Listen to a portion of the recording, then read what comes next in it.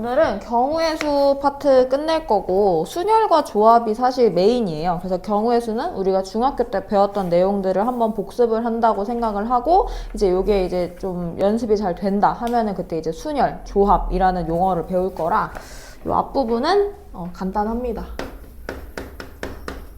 경우의 수를 볼게요.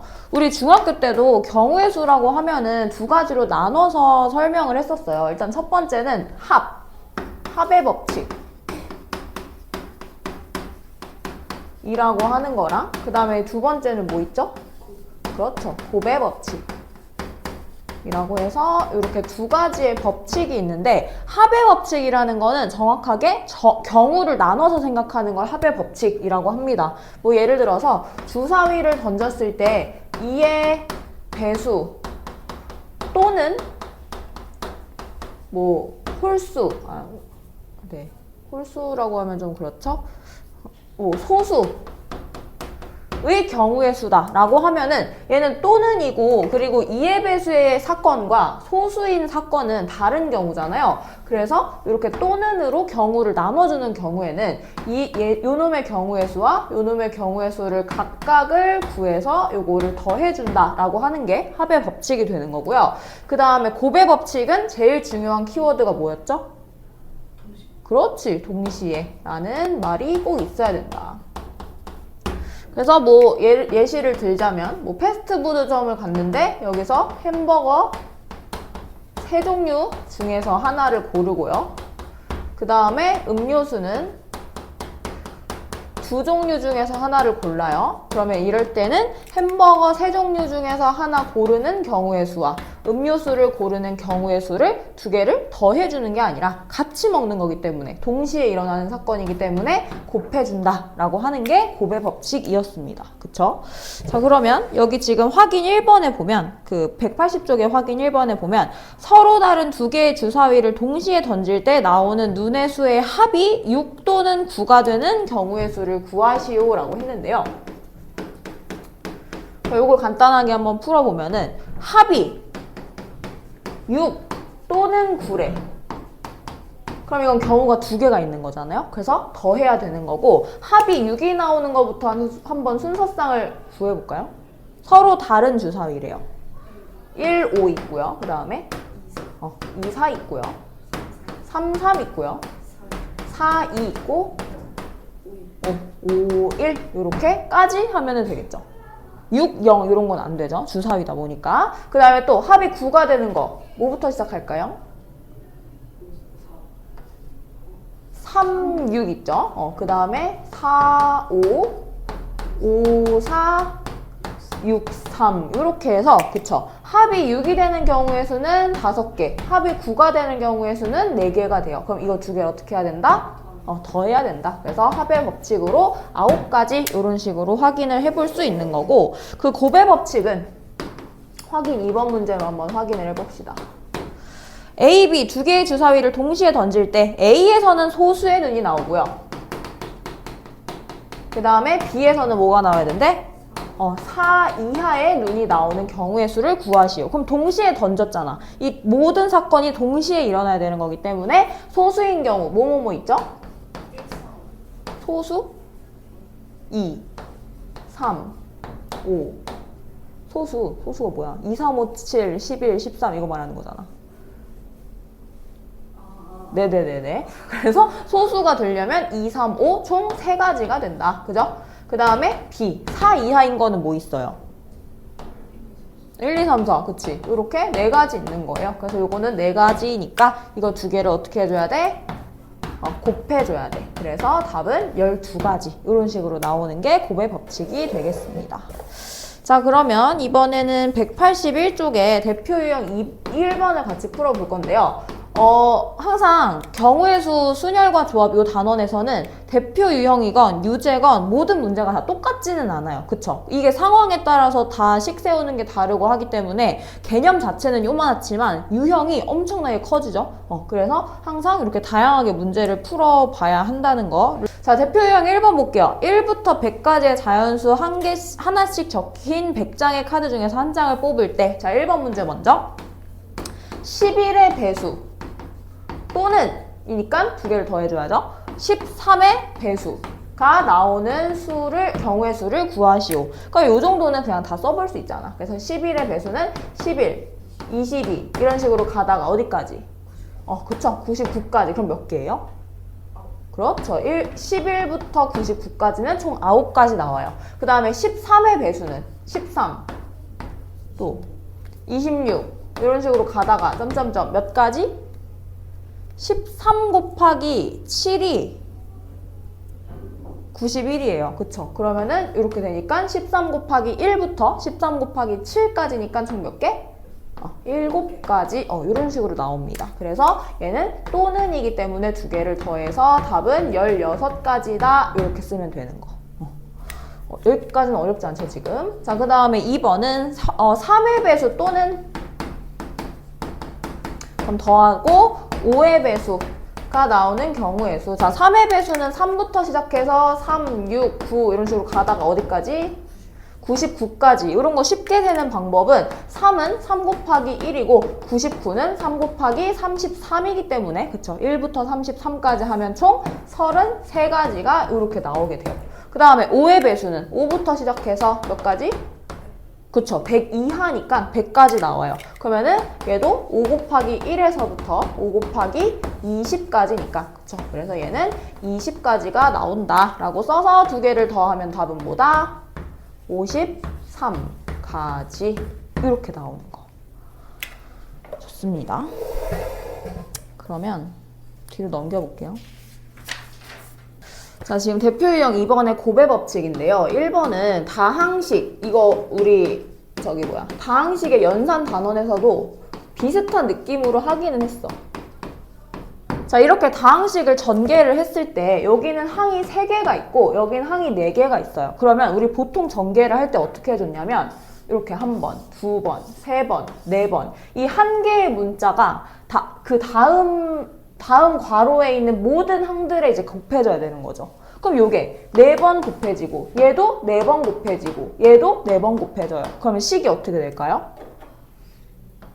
여기는 항이 3개가 있는 거고요. 얘는 항이 4개가 있는 거예요. 그럼 얘네들이 다 각각 한 번씩은 곱해져야 되는 거니까 식이 3 곱하기 4가 되는 겁니다. 네. 그래서 서로 다른 항의 개수는 몇 개냐라고 하면은 이거는 12가지라고 생각을 해주면 되는 거예요. 사실 원리만 파악을 하면은 식 세울 수 있겠죠? 이거 이해되죠? 자, 그 다음에 두 번째 200의 양의 약수. 우리 양의 약수, 약수의 개수 구하는 공식 기억나? 약수의 개수는 소인수분해를 합니다. 중1 때 했어요.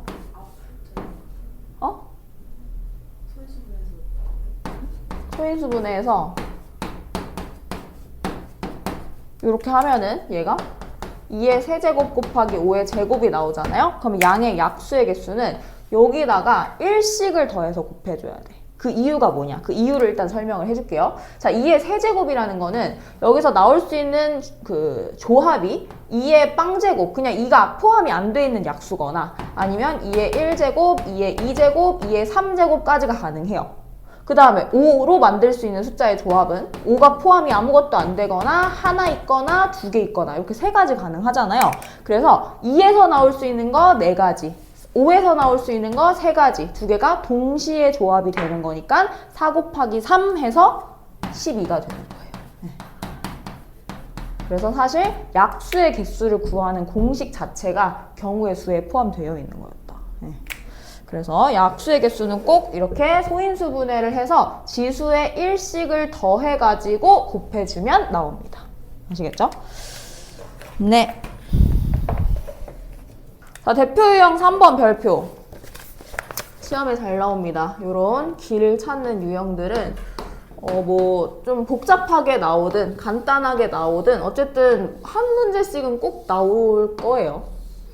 그래서 이런 식으로 지금 그림이 그려져 있는데 1번 문제에서 A 지점에서 C까지 가는 방법의 수라고 했는데 그냥 A에서 C로 바로 갈 수도 있지만 사실은 A, B, C 이렇게 B를 거쳐서 갈 수도 있는 거죠. 그죠? 그래서 이것도 어떻게 해야 되냐면 2가지 경우로 나눠주셔야 됩니다. 우리 중학교 때도 경우의 수 배울 때 문제가 조금 복잡해진다 싶으면은 경우를 나눠서 생각했던 거 기억해요? 똑같습니다. 얘도 A에서 C로 가는 경우가 A에서 C로 바로 가는 경우도 있지만 A에서 B를 갔다가 C로 가는 경우도 있기 때문에 이것도 같이 봐주셔야 돼요. 자, 그러면 A에서 그냥 C로 가는 거는 몇 가지죠? 세 가지예요. 그래서 여기서 세 가지가 나오는 거고, 그 다음에 A에서 B로 갔다가 C로 가는 거는 이 모든 경우들이 동시에 일어나고 있는 거기 때문에, 자, A에서 B로 가는 거 두 가지, B에서 C로 가는 거 두 가지, 이 두 개를 곱해줘야 됩니다. 그래서 답은 네 가지가 나오는 거고, 자, 여기서 한 가지 더 중요한 거. 지금 세 가지, 네 가지 나왔죠? 요거는 각각이 다른 경우예요. 그러면 3이랑 4를 어떻게 해줘야 돼? 그렇죠. 더해주셔야 됩니다. 그래서 3 더하기 4는 7가지 이렇게까지 나와야 1번 답이 나오는 거야. 됐죠? 자, 그 다음에 2번 문제는 2번은 A에서 출발해서 다른 지점을 모두 한 번씩 지난 후 A로 다시 돌아오는 경우의 수. 오, 요거 좋네요. 자, 그러면 A에서 일단 출발은 한대요. 그럼 이것도 경우를 나눠 보자. A에서 출발해서 B를 갔다가 C로 갔다가 A로 갈 수도 있고요. 또 뭐 있을까요? A에서, 그치, 이번에는 C로 갔다가 B로 갔다가 A로 돌아오는 경우 있겠죠? 다른 경우는 있을까요? A로 다시 돌아오려면 어쨌든 B로 가거나 C로 가거나 하기 때문에 이 두 가지밖에 안 나올 것 같아요. 자, 그러면 이제 아까랑 똑같이 가면 됩니다. 자, A에서 B로 가는 거 두 가지, B에서 C로 가는 거 두 가지, C에서 A로 가는 거 세 가지, 요거를 다 곱해주면 첫 번째 경우에서 4, 3, 12 이렇게 나와요. 그 다음에 A에서 C로 가는 거 세 가지, C에서 B로 가는 거 두 가지, B에서 A로 가는 거 두 가지. 이번에도 12가지가 나와요. 그럼 이 다른 경우를 어떻게 해줘야 된다? 더해줘야 된다. 그래서 12 더하기 12는 24 이렇게 나오는 거. 재밌지 않나요?